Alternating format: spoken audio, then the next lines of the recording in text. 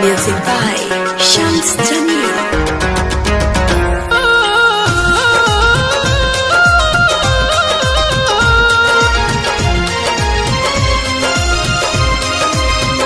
सुना सुना सनम दिहलू दिल में जखम तुरलू आदा कसम कैसे गम ढेर दे तारू मुँह फेर ले तारू तू जानत नहीं खू जैसे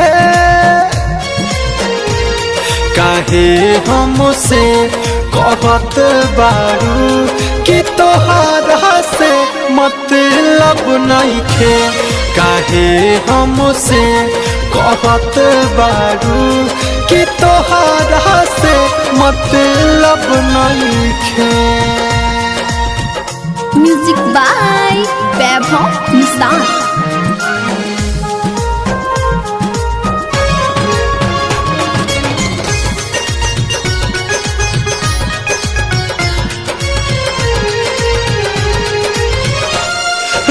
लगतावे ताराए सनम कि मिल गइल बा कोई हो कि जब टूटी तहर दिलावा हमर महसूस होई हो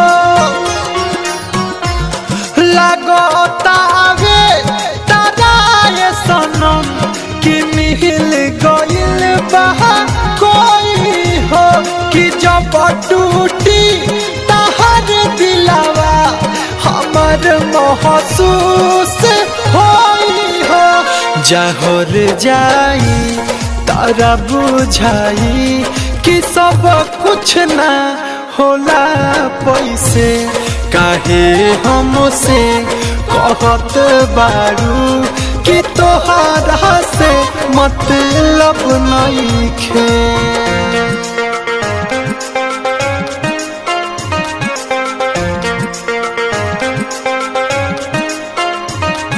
Music by Shams Jamil.